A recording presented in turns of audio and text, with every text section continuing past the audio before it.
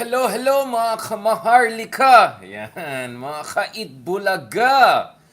Kamusta naman kayo dyan? Eat Bulaga, Maharlika! Yan, pag-usapan natin yan mga back-to-back na itong mga developments sa ating bayan, sa ating minamahal na bayan mga kameta.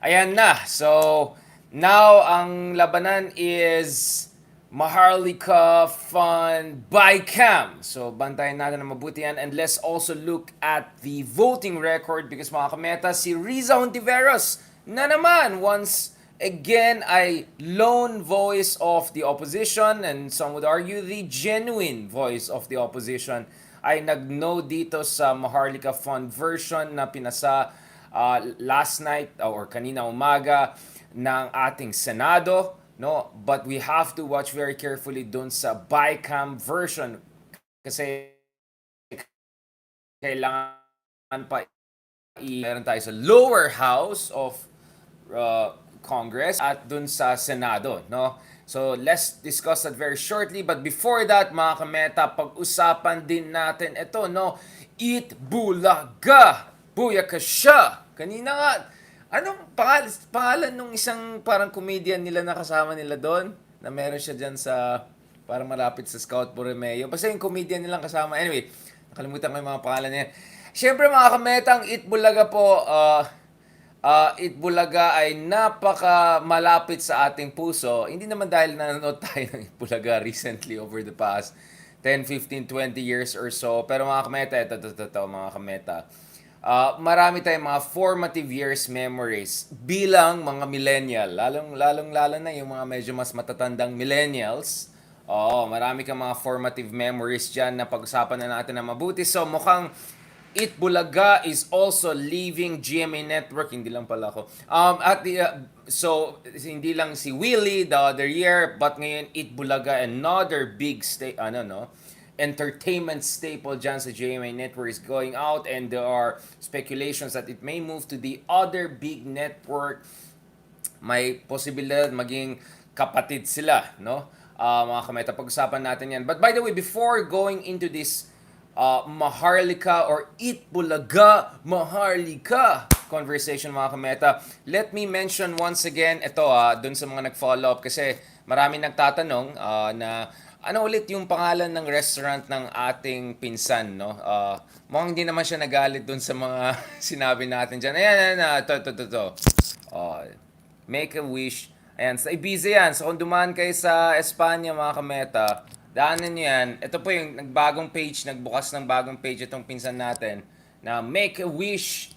Yan, ang yummy ng mga food doon, no? Make a Wish restaurant, authentic Italian pizzeria restaurant, pero may mga Filipino twist dyan. This is in San Antonio, Ibiza, España. Alright? Okay mga kameta, tignan nyo naman. Oh, wala pang bayad yan ha, wala pang sponsorship yan ha. Libre yan. Para sa bayan. Then talagang magaling itong pinsan natin. So please check out the page, follow, Make a Wish. Yan, Make a Wish. Follow niya yan ha. Parang may pagkaano yun ha. Ano yun? Parang may show na Make a Wish ba yan sa GMA dati? Ba yan? Anyways, so please check out Make a Wish Restaurante Ibiza, España. Who knows? Next thing you know, there'll be branches all around the world. But dito sa Pilipinas. So please check it out. And please follow. Follow yung page. Kahit di kayo pupunta sa España or Ibiza, at least follow the page and check the yummy food there. Di ba? Lalong-lalo na yung mga mahilig mag-intermittent fasting na katulad natin. Di ba? Like, sabi ko, naku, mahirap to. Di na tayo kakain yan, di ba? Kasi twice a day lang tayo kumakain. At we try to put 15 to 16 hours difference, no, between the meals. Yung last meal of the day and the next meal of the next day, no? But parang pag tinignan mo itong mga pizza na ito, parang wow! So guys, paki-check yan ha. So congrats again sa pinsan natin. Ayan, so yung mga nagtatanong ano ulit, ito pinost na natin yan. Alright, balikan natin itong issue na ito, Eat Bulaga and Maharlika Fun. Don't worry dun sa Maharlika Fun, I have a lot more to discuss. Speaking of sige na nga, unahin natin ang Maharlika Fun. And then let's end na lang sa Eat Bulaga. Or no, let's just do it the other way. Ito na lang mga kameta.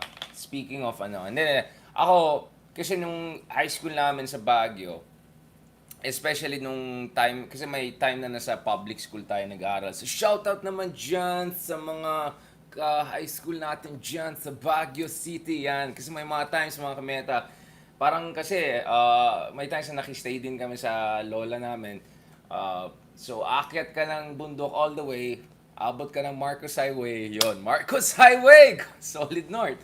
And then, akyat ka na naman doon sa bundok. So, yun yung mga everyday kong ginagawa. Kaya actually, a part of me says, siguro dapat mas matangkat pa ako. Siguro easily 6'1" dapat sana kaysa mga 5'10", 5'11", mga ganun. Kasi yung akyat everyday, napakahirap yun eh.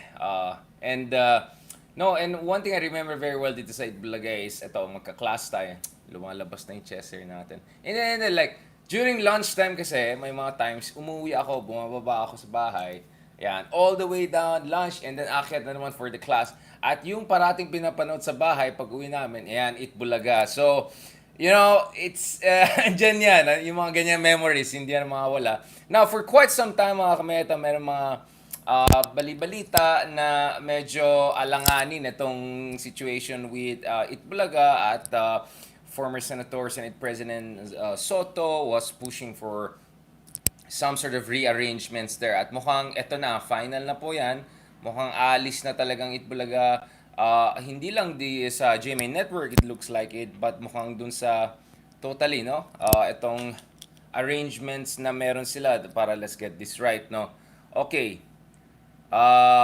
Ayan, napahinga lang ng sandali ang issue ng Itbulaga ng sinabi ni Vic Soto sa nakaraang MediaCon na upcoming GMA Senscom na open 24/7 na nabayaran na siya ng malaking pagkakautang sa kanya ng Tape Incorporation. Alam niyo naman saan related na yan.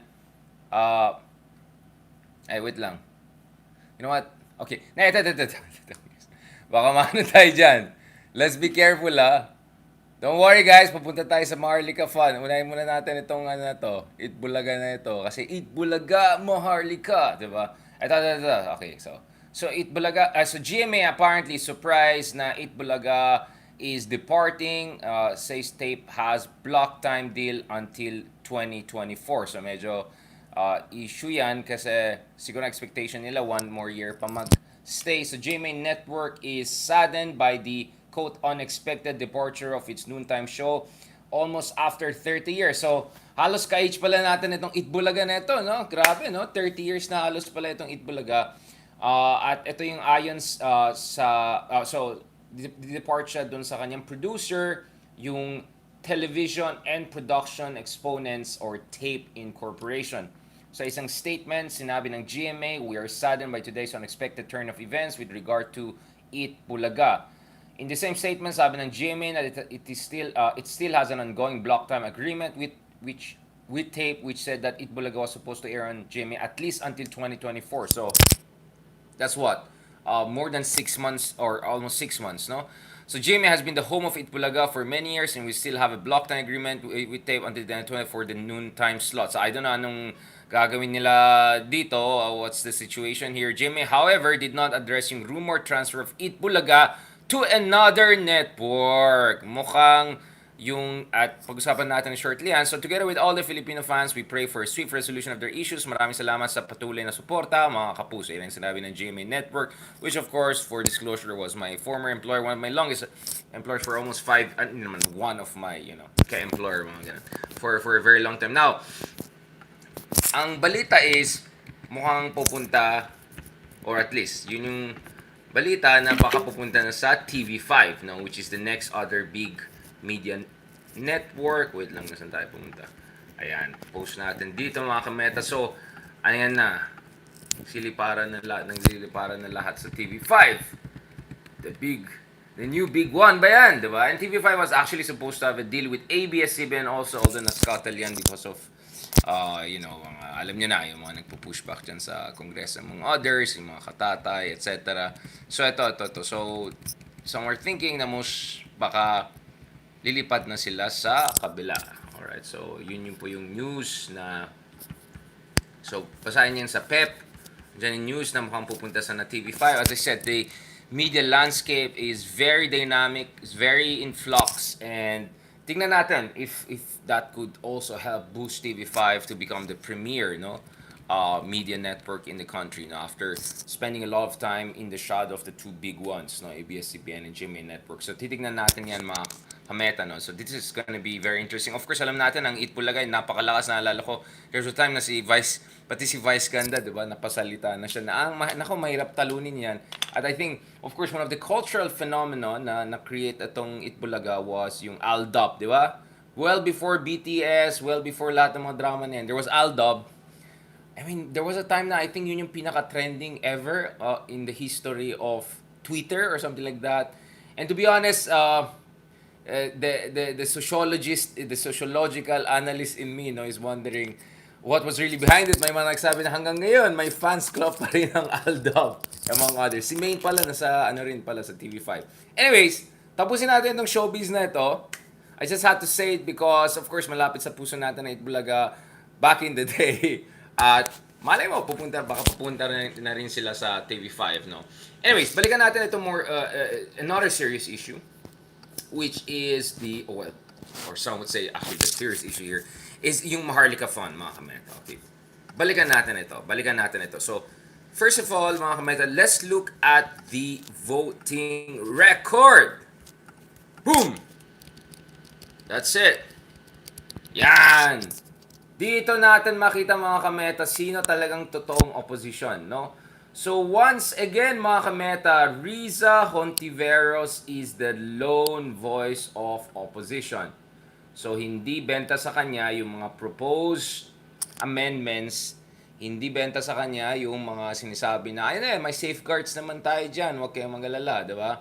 Hindi bumenta sa kanya. And Riza Hontiveros is the only one, once again, who said no dito sa isang major legislative initiative ng kasalukuyan na administration, no. So Mig Zubiri, Loren Legarda, Joel Villanueva, Sonia Angara, Alan Peter Cayetano, Pia Cayetano, Bato de la Rosa, JV Ejercito, Jingo Estrada, Win Gatchalian, Bongo, Lito Laban, dyan pa pala sila, Robin Padilla, Grace Po, Bong Revilla, Francis Tolentino, 3 masters na yata siya ngayon. Wow, galing talaga. Rafi Tulfo, Cynthia Villar, Mark Villar, ayan, talaga, only in the Philippines, ang dami mga ano. Okay, lahat yan nag-yes, and then nag-abstain. Si Nancy Binay! Ayan na, talaga Nancy Binay strikes again. At least nag-abstain siya. Hindi siya nag-no, nag-abstain siya. And then, interestingly, may mga absent, no? Coco Pimentel, who's supposed to be part of the minority, head of the minority leader, when in fact Riza Hontiveros is the real opposition here. And then Francis Escudero and Amy Marcos, yun yung mga absent. So at least si Nancy Binay, medyo nag-abstain siya. She kind of signaled her misgivings about this. Now, ang malaking tanong dito, mga kameta, is this. It's very interesting. Very, very interesting. And let's look at people na kilala natin so first of all, let's go to my former professor.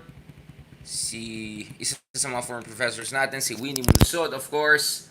Ayon kay Ma'am Winnie Munsod. Oh, by the way, bagong follower natin din siya ngayon sa Twitter, hindi follower natin siya. Ayan. My former professor and my also Twitter follower. Ayan. Biglang hindi na pala. No? Hindi. Nagpo-follow pa rin siya. Nagpo-follow pa rin siya. Yun. Yan. Okay. Hindi.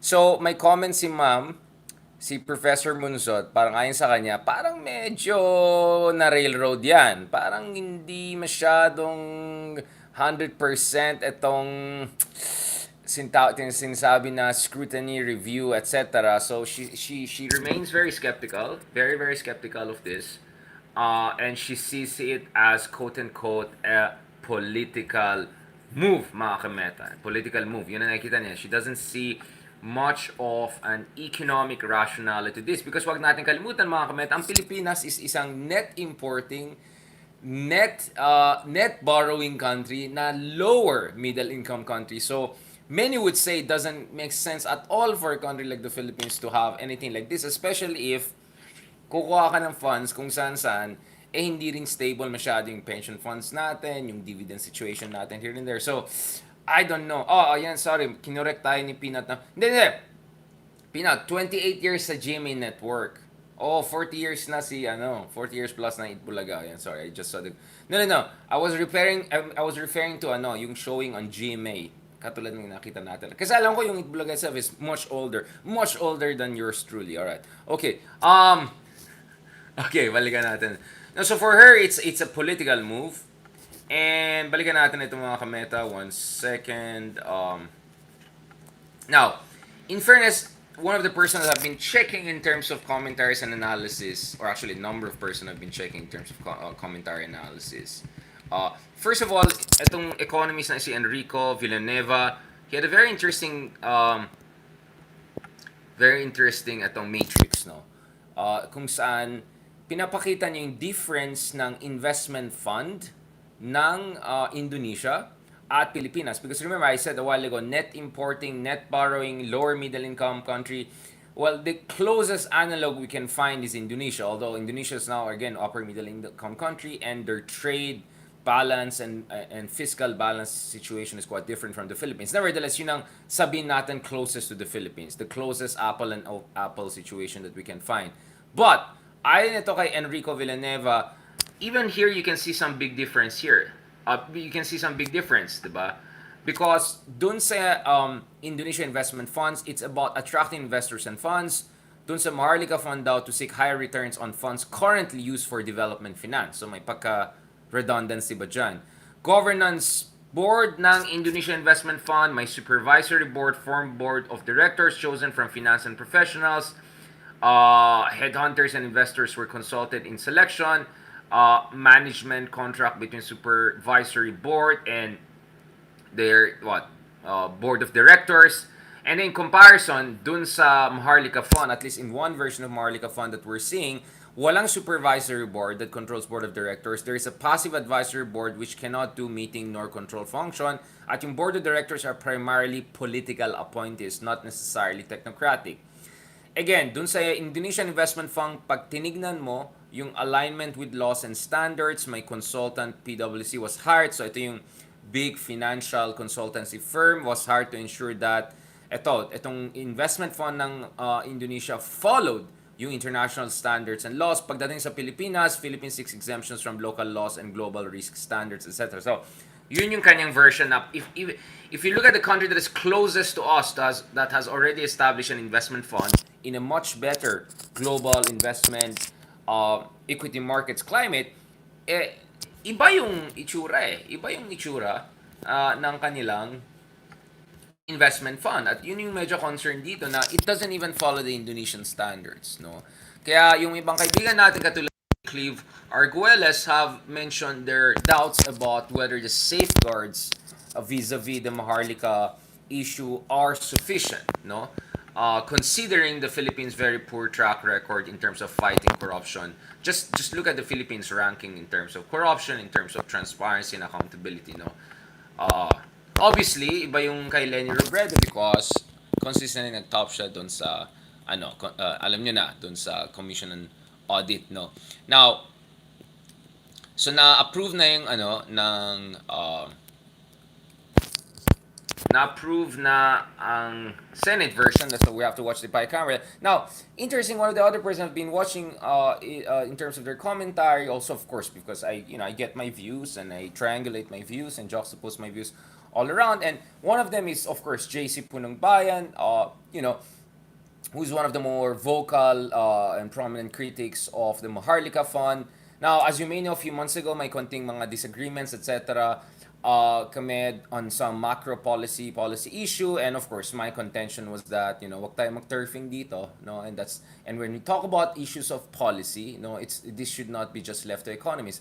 Interestingly, JC Punangbayan had similar sentiments when it comes to not just blindly following, sinasabi naman technocrats sa government. So sabi niya, hoping for more critical reporting of Maharlika, please don't just echo what the econ managers are saying. They're not infallible. Exactly the same thing goes for academic economists. In fact, they're turning a blind eye to the myriad red flags of Maharlika. Now, interestingly, JC has had a number of good interventions that I retweeted or shared, or I think you guys have to check on your own. See, I'm very open-minded. I'm a good guy. know what I'm saying? I check around. Even if I disagree with some people here and there, no problem. If my meriting argument nila, I'm willing to check it. All right. So, in fairness kay JC, he zeroed in on a number of issues. No, so first yung section 10 allowing Maharlika to issue bonds, no. So yung issuing of bonds to raise funds, some of the observers are having some serious issues about this, no, na baka malubog sa utang kung mag-issue ng bond, issue ng, so issuance of bonds.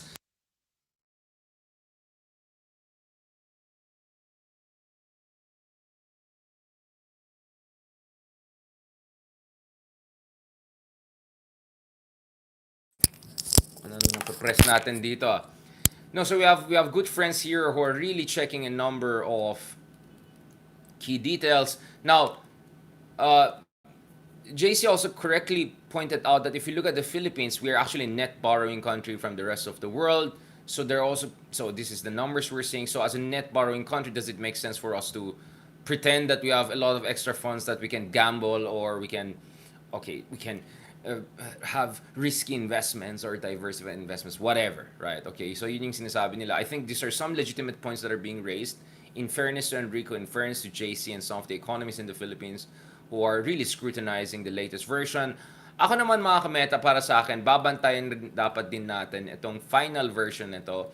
Another person I suggest you guys to follow is also a good friend of ours from college days pa, si Suzara Budget Babe, who also raised criticisms or her doubts about yung claim, especially by Senator Villar, na itong Maharlika Fund will help raise investments in the Philippines. And there was even a claim na NEDA said daw, what, 30,000 jobs will be created or something like that. So I think our good friends and real Enrico, JC, and Suzara, I think they have some very interesting tweets based on data, based on legitimate analysis about yung mga gaps na meron tayo dito. So I really suggest you guys to check it on your own.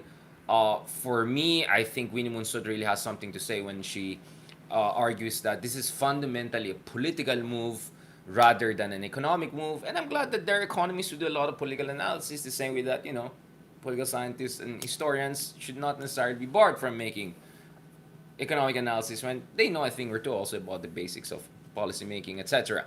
Anyway, I want to end on this note because kahapon mga kameta, marami nagsabi, wait lang, bakit parang pinupush mo ito si Tulfo? Parang tuwan-tuwa kay Tulfo. No, no, no. I was just explaining how Tulfo is emerging as a strong alternative to Sara Duterte within their, let's just call it the Uniteam demographic. No? That will be an interesting thing. Sara Duterte versus Tulfo fight 2028, it's like Bong Marcos running against Sara Duterte in 2022, which didn't happen.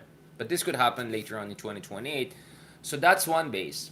But I always mention that if you look at the opposition or the alternatives or genuine opposition, really Rizal Antiveros should be on the top of our minds, even though I know that there are many diehard supporters of Lenny Robredo out there who want to still see Lenny running for the highest office or Lenny staying around, politically speaking. No, and as I said, I think Lenny should run for Senate and also look at her options come 2028. But in the meantime, what's not speculative is that Rizal Antiveros is already there. And Rizal Antiveros is already the leading opposition figure and arguably the only real opposition figure out there at the national level. Now, marami tayong mga opposition figures dyan sa lower house, in the Congress, not to mention the Makabayan bloc, among others. But if you look at the national elected office, it's really Rizal Antiveros who perfectly captures the definition of progressive liberal opposition in the Philippines. And yet, mga kameta, I just don't feel that there's enough support, enough highlighting, enough traction generated for the very legitimate, consistent, conviction-based, principle-driven interventions that she has made. All right? Ayun lang. And surprising also, I think I never had a chance to actually interview her. Of course, we reached out to many different senators, etc. For some reason, her office was not very responsive. But alam mo naman tayo mga kameta, di naman tayo desperados to get interviews with people. But again, for me, in fairness to Riza, she has stood her ground consistently. But I believe that she definitely deserves more support from the opposition, including supporters of Lenny, who are quite huge in numbers. Because Riza is fighting the good fight, And Riza is fighting this fight sometimes alone, right? Now, as I said, good to see that Tulfo does X, Y, and Z, but he's not opposition, and he's not a progressive, right? He's not. So that's where Riza comes in. So let me end on that note and also say that mga kameta, bantayan natin ng mabuti itong bicameral because doon natin malalaman, doon magkakaalaman na ano magiging last version ng Maharlika Fund. And once it looks like it's a foregone conclusion, once napasa ito, bantayan na natin na mabuti yung mga practices and dynamics within Maharlika Fund, including itong issue ng bond issuance, no? Because if Maharlika Fund can raise funds, etc., borrow money here and there, and then things go wrong, mas lalong malulubog ang Pilipinas sa utang. Kawawa na naman tayo, mga mga kameta. Anyway, thank you very much once again sa lahat ng mga sumusuporta sa atin. Salamat kay Noemi Tablate, Piloso Potasio, yan. Ayan, mamayang Rizal na tayo. Maraming salamat kay Eden Olonan. Thank you very much kay Mia Fresnido, as always, kay Romel Tala, kay Arjun Khan, thank you very much, kay Madrigal Heya, Mia Fresnido, Marla Escobar, Nemia Supetran, ayan, kay JC Sorenses, yan, marami nagmamahal sa atin dito, thank you very much, of course, always, si Ma'am Jocelyn Lumberi, thank you so much for your support, ayan, si amigo Salvatore, buenos dias, alright, kamusta, almost buenas noches, okay, mga kampaneros, thank you very much again. I think this was a good conversation. Eat Bulaga Maharlika. Yan. And don't forget again, paki-follow yung cousin natin yung bagong restaurant niya. I'm not doing this just because he's my cousin. I mean, marami tayong mga kamag-anak. No? But the point is, mga kameta, right? In fairness naman, I know this guy knows his stuff. He went through the fire, diba? When he was in Rome, he learned the tricks of the trade. He is an authentic Italiano-style chef, but also he loves the Philippines and he wants to do fusion. So please support him. At the very least, at least follow him on Instagram and like his stuff and show support, show love. Because mga kameta, mahirap maging negosyante. Lalo lang kung Pinoy ka, abroad ka, you have to deal with a lot of issues. Mahirap maging negosyante. So please show support for young businessmen, for people who want to put the Filipino food, Filipino talent on the map. Maraming salamat, muchas gracias, and see you soon. God bless.